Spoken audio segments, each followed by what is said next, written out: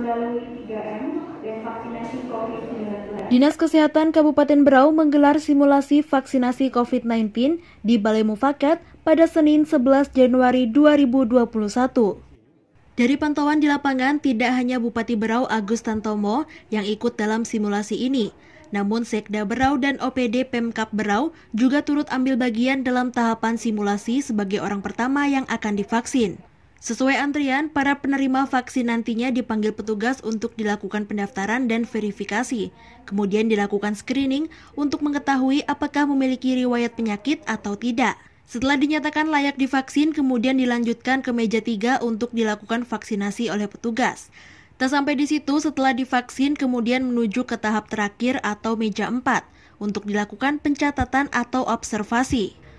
Pada tahapan simulasi vaksin ini, mereka yang telah divaksin tidak diperkenankan langsung pulang, tapi harus menunggu 30 menit untuk mengetahui efek samping dari vaksin tersebut. Agus Tantomo yang ditemui usai simulasi mengatakan, jika masyarakat yang bisa mendaftar untuk divaksin, yakni yang sudah menerima SMS, atau namanya telah terdaftar sebagai sasaran penerima vaksin. Ya, kalau memang seperti simulasi lah, insya Allah ini tidak rumit prosedur orang melakukan vaksinasi. Jadi untuk masyarakat ketahui bahwa nanti yang boleh mendaftar yang sudah menerima SMS.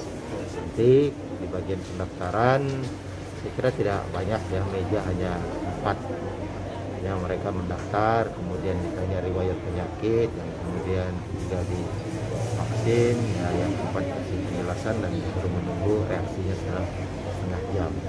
Hanya mungkin yang jadi catatan penting bagi saya hari ini adalah tadinya kita melakukan simulasi ini karena kita perkirakan dalam waktu dekat ini kita akan segera melakukan vaksinasi. Ternyata kita dapat berita bahwa Kabupaten Berau ini vaksinnya baru datang bulan April, sehingga simulasi ini jadinya terlalu cepat.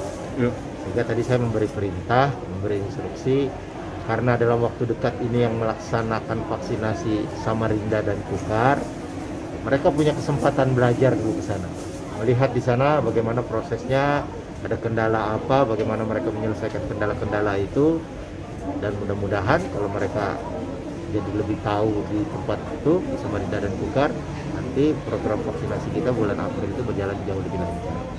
Dengan dilakukannya simulasi ini adalah sebagai contoh agar masyarakat tidak takut untuk divaksin, dikarenakan sudah ada penjelasan dari MUI jika vaksin COVID-19 masuk dalam kategori halal, sehingga diharapkan tidak adanya lagi perdebatan. Tim Liputan, Berau Vision TV melaporkan.